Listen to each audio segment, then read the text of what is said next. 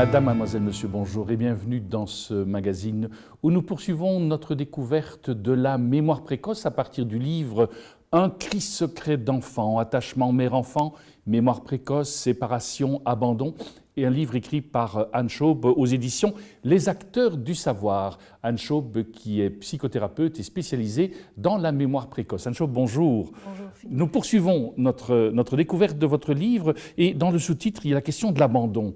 Alors, l'abandon, évidemment, quand on parle de gestation pour autrui, il va se vivre de manière évidente et il y a aussi l'abandon parfois de mères qui choisissent d'aller jusqu'au bout de leur grossesse et qui pourtant n'accompagneront pas leur enfant dans la vie pour différentes circonstances dramatiques de vie. Est-ce que c'est le même type d'abandon ? Voilà, alors je pense que déjà, quand vous parlez de pour des circonstances dramatiques de vie, donne déjà une partie de la réponse. Il ne s'agit pas du même abandon, parce qu'on ne peut pas perdre ce qu'on n'a pas encore. Donc un enfant qui va naître par GPA n'existe pas encore, il n'a pas encore de parents. Donc vous voyez, là c'est une situation qui est préfabriquée, enfin qui est suscitée par des adultes, alors qu'un abandon, une situation d'abandon d'un enfant qui, pour toutes sortes de raisons, ne peut pas poursuivre son parcours de vie avec sa mère et avec son père, c'est une situation, c'est un aléa de vie, c'est un accident de vie, c'est comme vous dites, des circonstances dramatiques de vie qui font que voilà, la mère ne peut pas continuer à accompagner son enfant dans son éducation.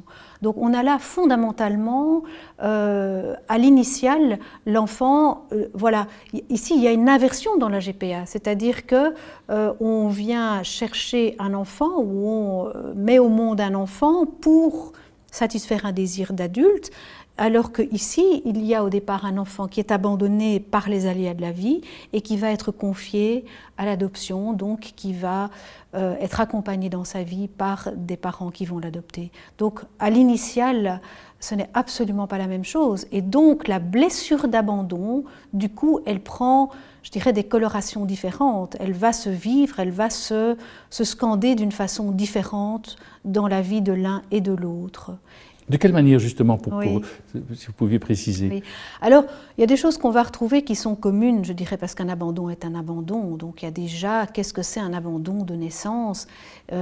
J'expliquais dans une précédente émission combien ce lien avec la mère est tout à fait important pour susciter et pour préserver la sécurité de base fondamentale du petit qui vient de 9 mois dans un contexte tout à fait particulier, intra-utérin, et donc il a besoin de tous ces repères qu'il a accumulés au fil des mois pour pouvoir s'y retrouver.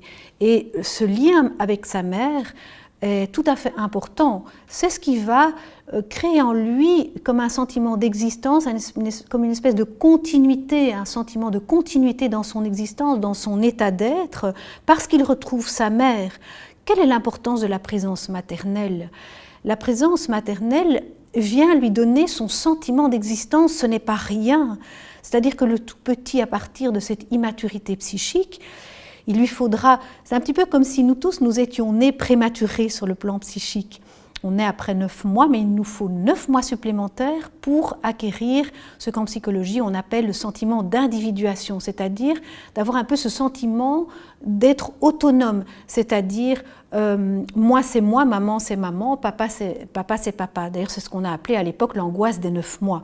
Aujourd'hui on voit que des angoisses peuvent être bien plus précoces que 9 mois, mais c'est pas pour rien qu'on a parlé de l'angoisse des 9 mois, parce que c'est plus ou moins à ce moment-là que le petit commence à réaliser qu'il ne fait pas partie du corps de sa mère. Ça veut dire quoi? Ça veut dire que s'il est séparé avant cette période-là, eh bien, il vit comme un espèce de démantèlement de sa personne.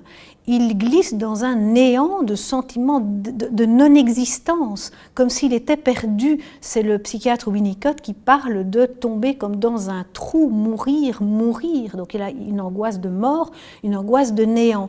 Tout simplement parce c'est au niveau de ses sens qu'il perçoit sa mère et que donc il sait qu'il existe lui. C'est-à-dire qu'il reconnaît son odeur, qu'il la voit, voilà. Tous ces vecteurs sensoriels lui donnent son propre sentiment d'existence. Donc, On peut non pas imaginer, mais avoir la conviction, la certitude qu'un petit enfant qui va être séparé de sa mère de naissance, il va engranger, il va engrammer une mémoire d'abandon.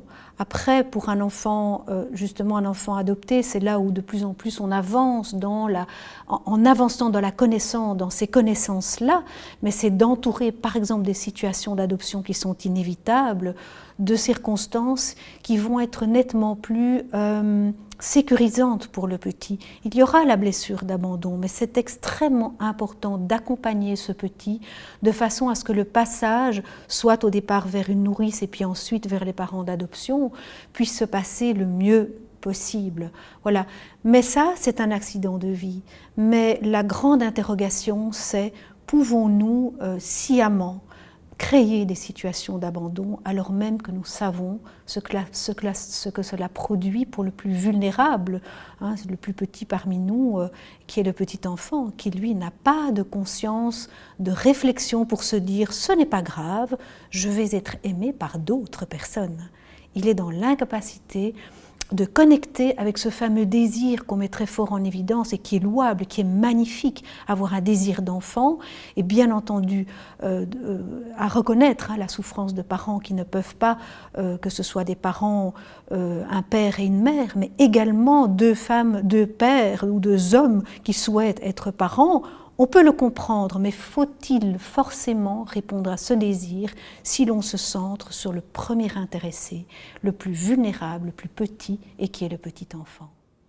Et aujourd'hui, on sent que les mamans, est-ce que toutes les mamans qui mettent ventre à louer, je me permets cette expression un peu lourde, est-ce qu'elles sont toutes dans une situation de détachement de cet enfant dont elles vont devoir à un moment donné se séparer, ou bien malgré tout certaines créent quand même du lien avec cet enfant? Oui. Alors, il y a certainement autant d'histoires que de cas.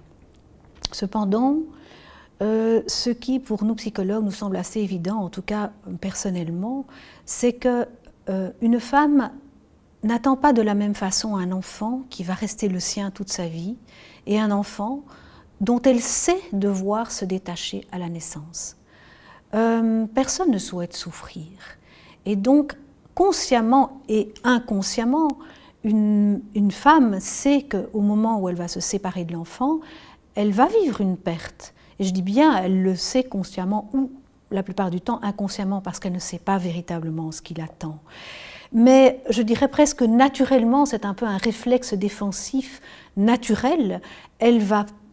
Je pense que ces femmes-là vont, dans la majorité des cas, mettre une distance. D'ailleurs, les témoignages de femmes porteuses sont assez remarquables. J'en reprends toute une série là dans mon livre. Ce qu'elles disent est assez impressionnant. Il revient très souvent à ce que vous dites.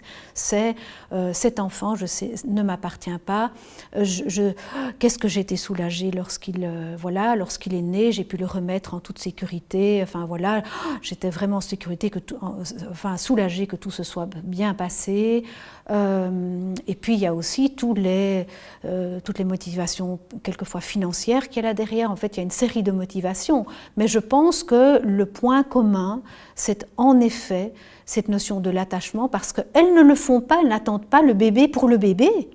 Elles attendent le bébé en vue de le remettre à quelqu'un d'autre. Donc forcément, il va y avoir une mise à distance et un espèce de conditionnement. Et d'ailleurs, dans les secteurs américains, c'est ce qui est même demandé à la maman, hein. C'est parfois clairement exprimé, de ne pas s'attacher à ce bébé.